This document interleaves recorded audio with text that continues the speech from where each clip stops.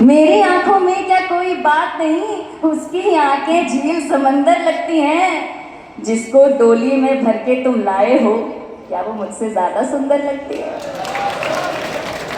जिसको डोली में भर के तुम लाए हो, क्या वो मुझसे ज्यादा सुंदर लगती है? तुम पर मेरा पहला हक है, समझा दो। तुम पर मेरा पहला हक है, समझा दो। पहली मोहब्बत है, इफ्फत है, समझा दो। पहली मोहब्बत है, इफ्फत है, समझा दो। कह दो उससे तुम तो अब भी मेरे हो। कह दो उससे तुम तो अब भी मेरे हो। खामखा का उसका शक है, समझा दो। खामखा का उसका शक है, समझा दो।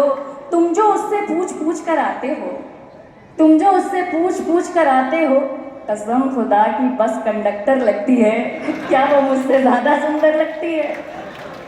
क्या वो मुझसे ज्यादा सुंदर लगती है? वाह। तुम मेरे ख्वाबों में आना छोड़ दो। तुम मेरे ख्वाबों में आना छोड़ दो, और साहिब मुस्कुराना छोड़ दो।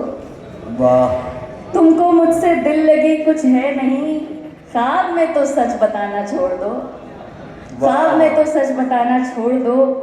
आइए चंद कतार प्रस्तुत करती हूँ, उसके बाद एक गीत पर आती हूँ जिसका उन्वान है साइकिल। आपने पूरी कोशिश करके देख ली और बाद में साबित यही हुआ कि मैसूर के लोग वाकई बहुत शरीफ हैं, किसी भी हरबे में से खाते हुए। आप अपने लिए एक बार जोरदार तालियों से। अच्छा, मैं भी कहना चाह रही थी, आप शरीफ शराफत से तो पहले भी बैठे थे, बिगाड़ तो नाजिम साहब आपको रहे। आपके लिए चंद एक मतलब और दो शेर कहती हूँ कि तुम्हारा मर्ज इतना है कि तुम बीमार लगते हो। तुम्हारा मर्ज इतना है कि तुम बीमार लगते हो। किसी को तोड़कर टूटे हुए दिलदार लगते हो। किसी को तोड़कर टूटे हुए दिलदार लगते हो। कभी मशहूर थे आलम में तुम जिसकी मोहब्बत से, यकीनन कह दिया उसने कि तुम बेकार लगते हो। यकीनन कह दिया उसने कि तुम बेकार लगते हो। शामवी 30 साल से यही काम कर रहा हूँ, 30 साल हो गए, और मैं इस काम में बहुत बदनाम भी हूँ। सारे हिसाब किताब माइक पे ही निपटाता हूँ, लेकिन क्या करूँ, तुम्हें देखते ही मुझे अपनी बेटी का ख्याल आ जाता है। इसलिए मैं तुम्हारी बहुत सारे सवालों का जवाब नहीं देना चाहता, इसलिए मैं बात को छोड़ रहा हूँ, वरना इन कामों का तो मास्टर हूँ। वाह वाह वाह। नहीं नहीं, वो तो लगता है आपको देखकर आप मास्टर हैं। और आगे मैं शेर पूरा करती हूँ कि यकीनन कह दिया उसने कि तुम बेकार लगते हो। कभी वो वक्त था जिस वक्त में तुम मुस्कुराते थे। कभी वो वक्त था जिस वक्त में तुम मुस्कुराते थे। अभी तुम खिलखिलाते हो मगर बेजार लगते हो। अभी तुम खिलखिलाते हो मगर बेजार लगते हो। खुदा को साथ लेकर तुम जमा करते रहे दौलत, कि अब बिन इश्क के लूटी हुई बाजार लगते हो। कि अब बिन इश्क के लूटी हुई बाजार लगते हो। एक मतलब और दो शेर कह के मैं सीधे गीत पर आती हूँ। क्यों कहानी कह रहे हो यार तुम, क्यों खुदी में बह रहे हो यार तुम। वो तुम्हारी अंजुमन से जा चुका है, खामखा क्यों सह रहे हो यार तुम। खामखा क्यों सह रहे हो यार तुम। उस मोहब्बत से तो अच्छी मौत है, उस मोहब्बत से तो अच्छी मौत है। अब मौत से क्या डर रहे हो यार तुम।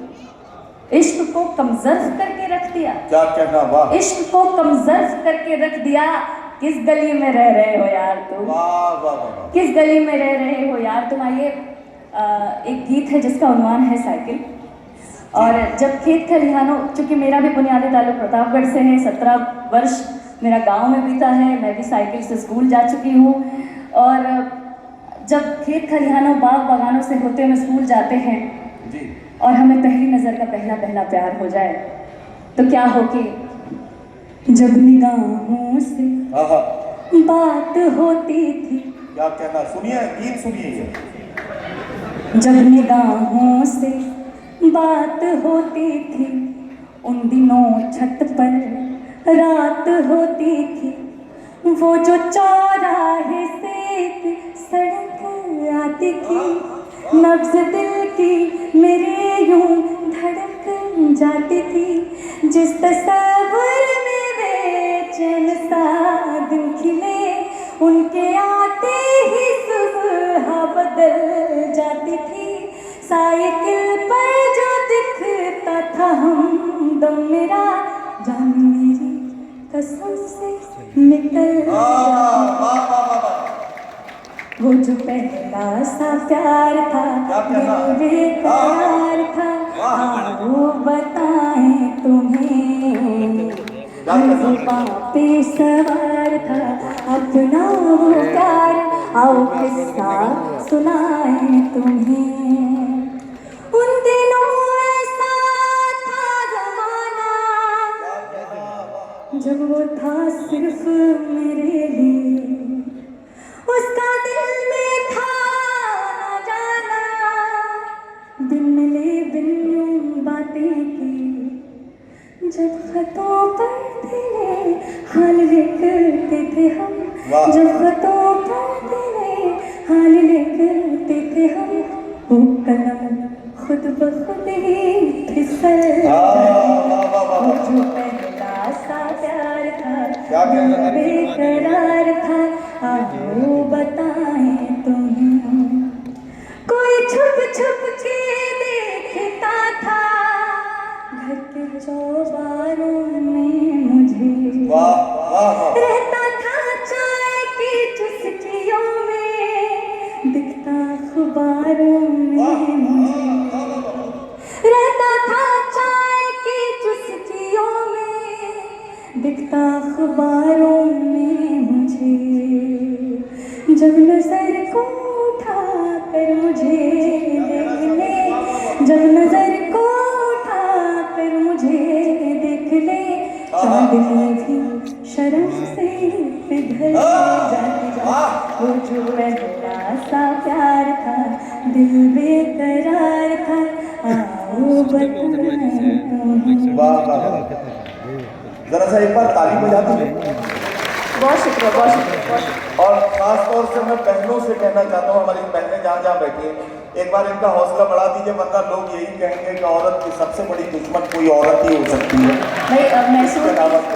हाँ, तो इसे आज झूठा साबित कर दीजिए इस बात को, और जरा सा इनका हौसला बढ़ाते हैं। मैसूर की इस धरती पर मैं उपस्थित हुई हूँ। एक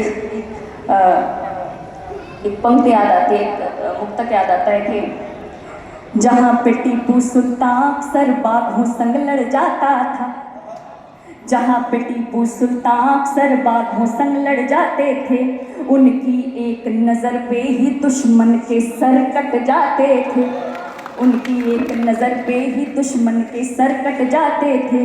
अरे कर्नाटक की धरती उनके करतब से रोशन है, वो रूह में अब तक जिंदा है, ऐसा ही उनका जीवन है, वो रूह में अब तक जिंदा है, ऐसा ही उनका जीवन है। क्या कहना हमारे बीच इमरान प्रतापगढ़ी साहब है, जमील असगर जी हैं, मैं हूँ, हम तीनों प्रतापगढ़ से हैं। तो चंद पंक्तियाँ, एक छोटा सा मुक्तक याद आता है कि जहाँ के खूनों में उबाल। ये बात आप बार बार क्यों कह रही हैं? क्या चुनाव लड़ने का इरादा है यहाँ से? जहाँ के खूनों में उबाल और जहाँ निहित मर्यादा है, जहाँ के बच्चे नेता हैं और जहाँ की नारी राधा है, जहाँ के माओ के आंगन में साहस नित क्षण पलता है, वो प्रतापगढ़ मेरा है जो शेरों को जनता है, वो प्रतापगढ़ मेरा। चलिए अच्छा, एक इनकी खूबसूरत नज़्म है, ये मुशायरा है दशहरे के मौके पर। इन्होंने मुझे रास्ते में इस नज़्म के लिए कहा था कि मैं ये पढ़ना चाहती हूँ। मैसूर का मुशायरा है, दशहरे का मौका है, दशहरे के मौके पे ये मुशायरा है। इनकी एक नज़्म है जिसका उन्वान है राम। अब उस राम टाइटल के साथ इन्होंने किस तरह से अपने जज्बात और एहसासात की तर्जुमानी की है, वो ये आपकी अदालत में पेश करना चाहती हैं। दशहरे के मौके पर इस नज़्म को सुनकर आप जरा सा इन्हें अपनी दुआओं से नवाज देंगे तो इनका काम बन जाएगा। तालियां बजा दीजिए ताकि ये नज़्म आपको लगे। थोड़ा सा गंभीर होने का विषय है, मैं आपको बताना चाहती हूँ कि असली राम राज्य क्या है। आजकल अभी दशहरा शुरू होने वाला है, रामलीला करवाई जा रही है जगह जगह पर, तो जिसमें राम की किंचित मात्र भी छवि नहीं है, उनको भी मंचों पर राम के किरदार हेतु चयनित कर लिया जाता है।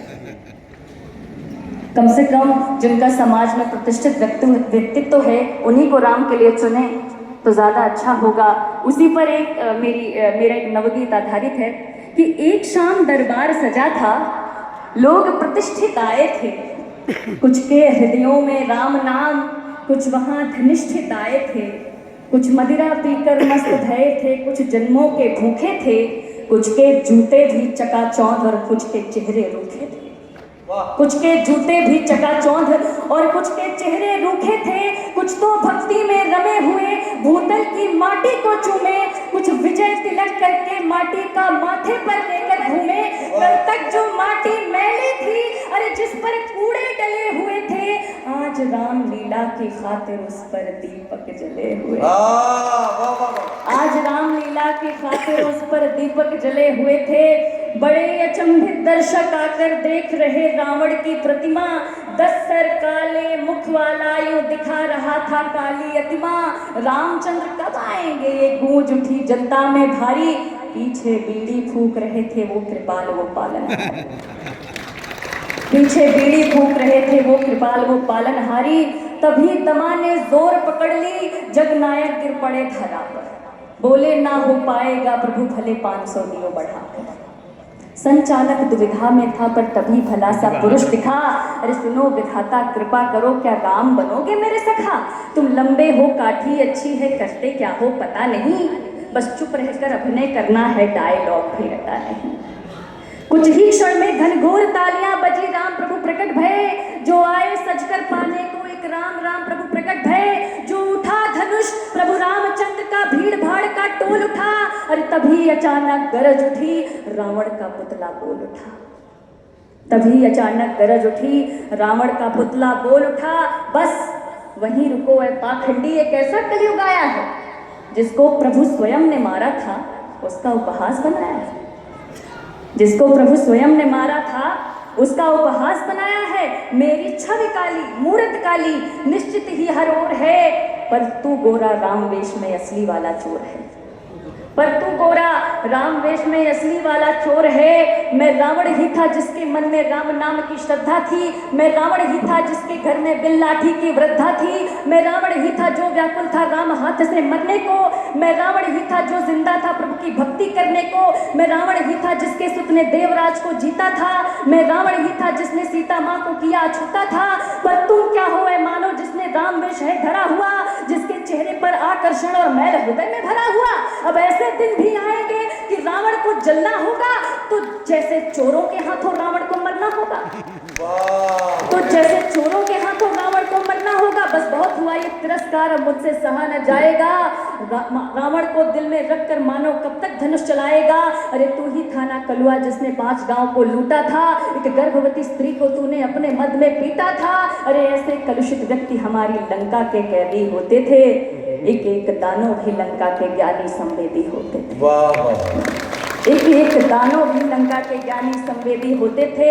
राम वेश धरना ही है तो उनके जैसा कार्य करो। सतमार्ग सत्य वचनों की मर्यादा के जय जयकार करो। तब जाकर घनघोर अंधेरा इस कलयुग का जाएगा।